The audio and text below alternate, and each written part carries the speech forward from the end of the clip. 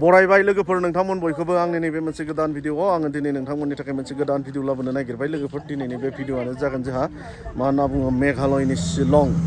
सेरापन्जि जेखौ होनना बुङो नैबेयाव सफैबाय आङो नाथाय आङो दिनै नोंथांमोननि थाखाय थारमाने मा होनना बुङो आङो बिदि लामायाव भिडिअ खालामदोंब्लाबो आङो माथो होबोनाय जायाखै दै आवाज होबोनाय जायाखै ओमफ्राय दायो डेस्टिनेसनाव सफैबाय बिनि उनाव दायो आङो बिदिनो भिडिअ खालामलांबाय थागोन आरो नोंथांमोननो दिन्थिलांगोन आङो आरो दिनैनि भिडिअआव नोंथांमोना लामानि भिडिअ नुगोन बेनिफ्राय आरो नैबे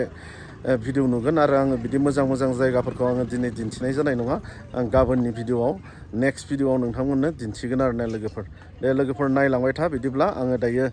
सफैबाय दायो जोङो फैनाय टाइमाव थारमाने डाइरेक्ट जोङो फैनाय जाबाय आरो ना बिदिनो जेरावबो जोङो स्टपेज खालामबोआखै डाइरेक्ट फैनानै दा नैबेयाव डाइरेक्ट स्टपेज खालामफैबाय आरो बेयावनो एसे भिडिअ खालामनोसै आरो ना बिनिफ्राय लोगोफोर दे नायलांबाय था नैबे जायगायाव सफैबाय आरो ना जोङो लोगोफोर बेनिफ्राय दा नैबेयाव एसे भिउखौ दिन्थिनोसै जोंहा नैबिथिंनि फेमिलिफोरा नैबिथिंनि मेंबाय दा आं बेसेराफोर मेंबाय ना पुरा गारि गाखोबोनानै मेंबाय ना नैबिथिंनि जा मेदामा फटक लादों नामा मेदाम नेदों थिग दङ मोजां नांदों ना शिलंआव फैनानै मोजां नांदों